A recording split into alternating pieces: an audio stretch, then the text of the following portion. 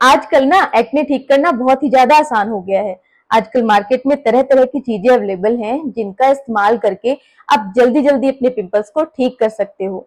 लेकिन यकीन मानो, हर केमिकल हमारी स्किन के लिए अच्छा नहीं है और कुछ चीजों का हमें बाद में जाकर नुकसान भी झेलना पड़ सकता है। तो इसीलिए मैं आपसे यहाँ अपनी एक्ने जर्नी शेयर करना चाहूंगी और बताना चाहूंगी कि किन चीजों से मुझे फायदा मिला और किन चीजों से मुझे फायदे के साथ साथ नुकसान भी मिला। Thanks to all beautiful eyes watching my channel. मैं डॉक्टर वंदना स्वागत करती हूँ आपका मेरे अपने चैनल में। लेकिन आगे वीडियो स्टार्ट करने से पहले एक छोटी सी रिक्वेस्ट है कि प्लीज मेरे चैनल को सब्सक्राइब भी कर दो और अगर अंत तक वीडियो अच्छी लगे तो लाइक भी जरूर कर देना। मेरी ना स्टार्टिंग से ही सुपर ऑयली स्किन है, इतनी ज्यादा ऑयली कि जब मैं पढ़ते हुए ना कई बार हम बुक पे सो जाते हैं तो मैं ऐसा करती थी ना तो मेरी नोज छप जाती थी, इतनी ज्यादा ऑयली थी। तो इतनी ऑयली स्किन होने की वजह से टीनेज से ही मुझे एक्ने की प्रॉब्लम स्टार्ट हो गई और पूरा ही मेरा फेस पिंपल से कवर्ड हो गया। तो जब ऐसा हुआ तो मेरी एक फ्रेंड ने मुझे बहुत ही अमेजिंग फेस पैक सजेस्ट किया। उसने मुझे कहा कि तू दूध और मुल्तानी मिट्टी को मिक्स करके एक गाढ़ा सा पेस्ट बना के उसकी एक मोटी लेयर चेहरे पर लगा और सूखने तक उसे रख। तो मैंने ऐसा डेली करना स्टार्ट किया। जब मैंने स्टार्ट किया तो 4-5 दिन के अंदर ही ना चेहरे पे इतना अच्छा ग्लो आ गया, सारी टैनिंग दूर हो गई, ऊपर से क्या हुआ, फेस हाइड्रेटेड हो गया। तो ग्लो आने की वजह से मैंने कहा ये तो बहुत सही चीज है, ये तो लगानी चाहिए। तो ये मेरा लाइफ का फर्स्ट फेस पैक था जो मैंने ट्राई किया था और इसको मैंने कंटिन्यू रखा सालों तक। ठीक है, आज भी लगाती हूँ, आज भी कभी कभी लगा लेती हूँ। तो मैंने उसको लगाना स्टार्ट किया, शुरू में कंटिन्यू लगाया, 1-1.5 महीने में पूरा फेस मेरा क्लियर हो गया, सारे पिंपल्स चले गए। लेकिन क्या है ना, अगर आपकी एक्ने प्रोन स्किन है तो आप कितना भी प्रिवेंशन करो, कुछ भी करो, एक आध पिंपल तो आ ही जाएगा, है ना। तो एक आध पिंपल तो आता रहा, लेकिन वो सिचुएशन नहीं आई कि पूरा फेस पिंपल से कवर्ड हो रहा है।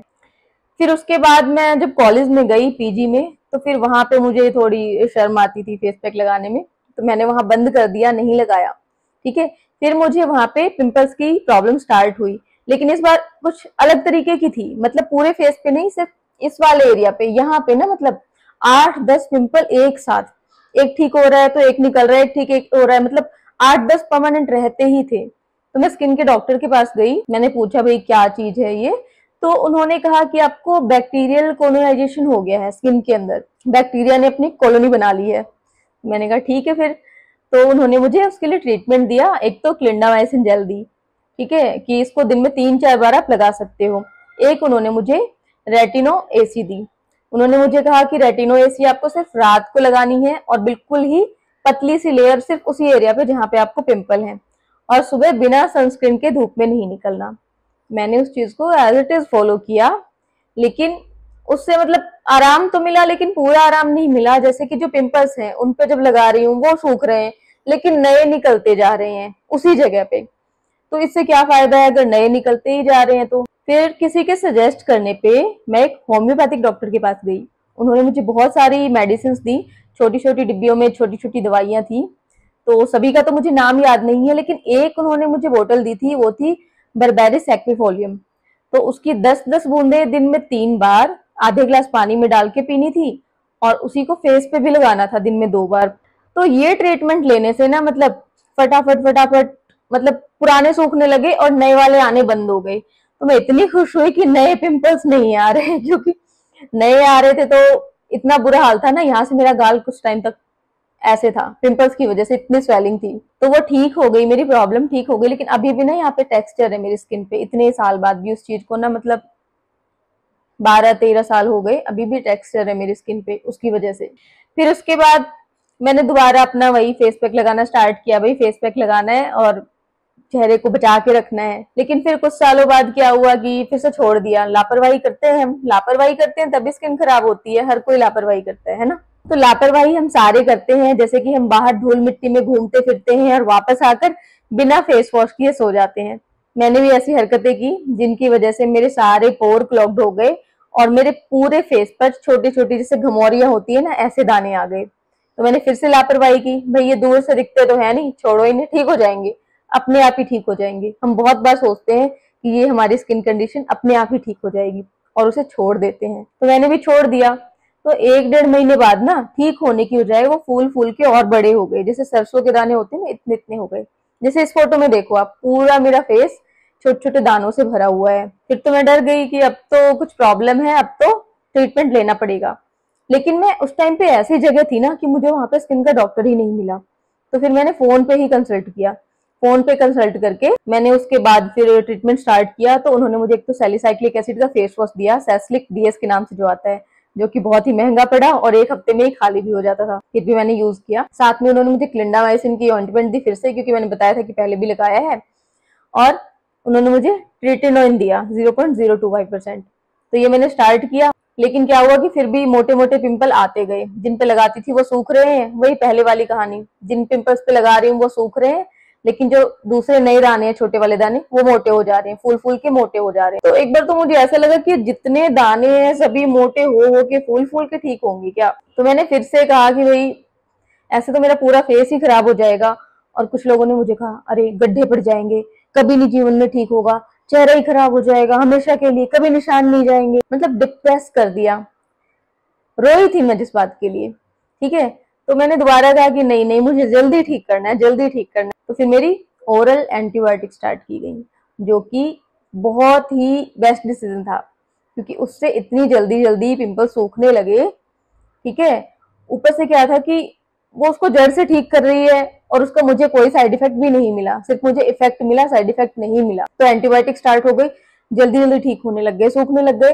छोटे में ही सूख के और वैसी की वैसी उनकी कील निकलने लगी। मतलब फूलना उन्होंने बंद कर दिया काफी पिंपल्स ने। फिर भी कई पिंपल्स बड़े होते थे, मतलब जो छोटे वाले हैं ना, उनकी बात बता रही हूँ।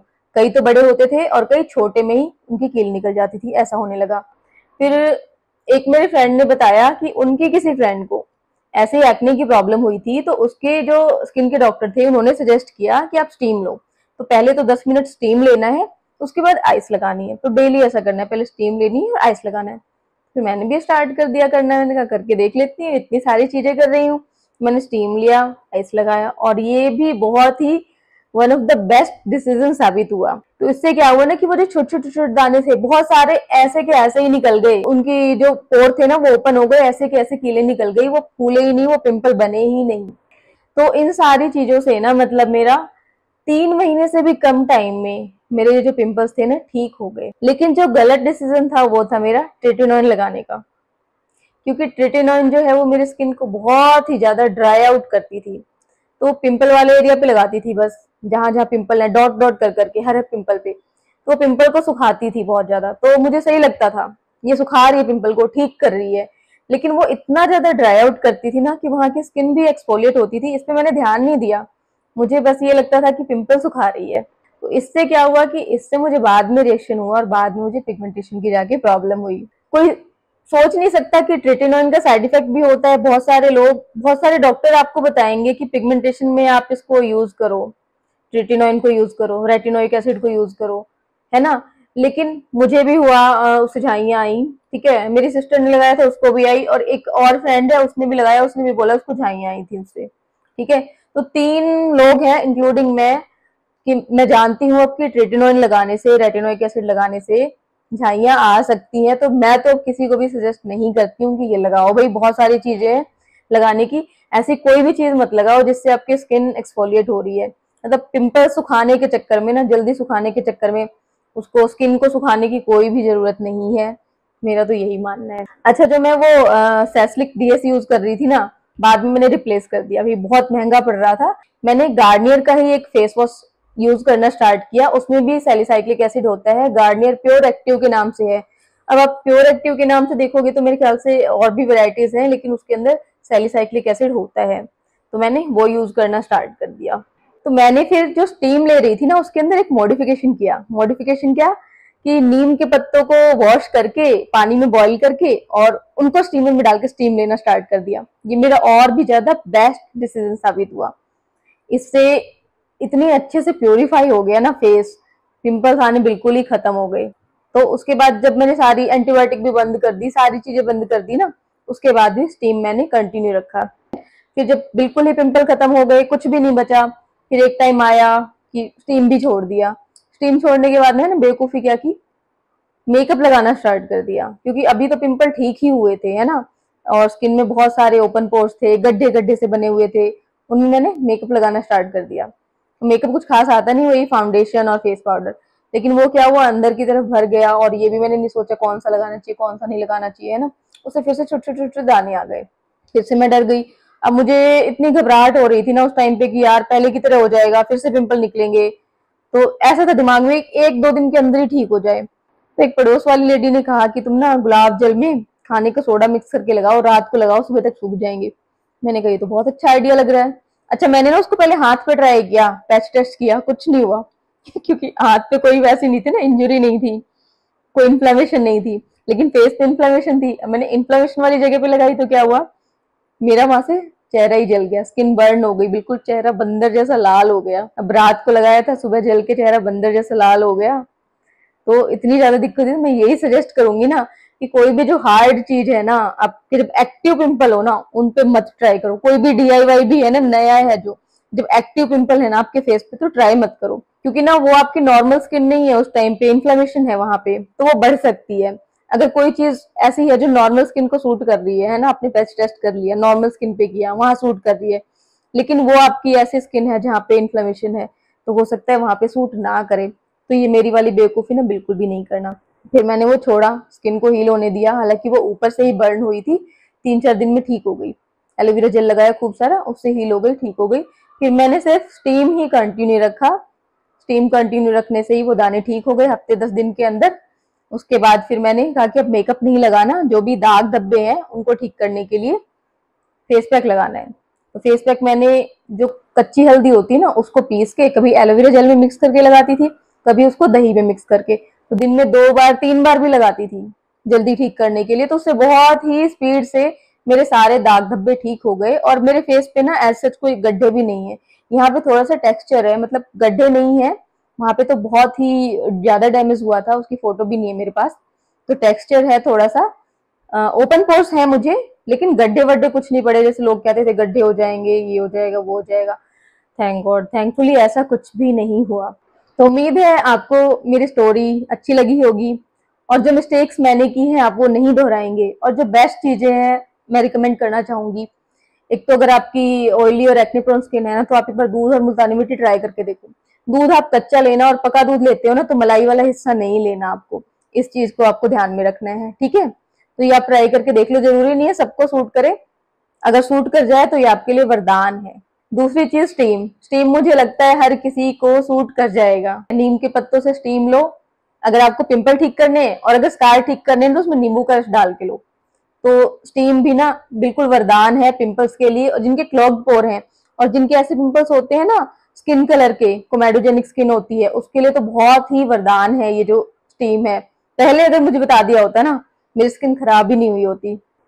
उम्मीद है आपको वीडियो पसंद आई होगी। Stay healthy and keep glowing.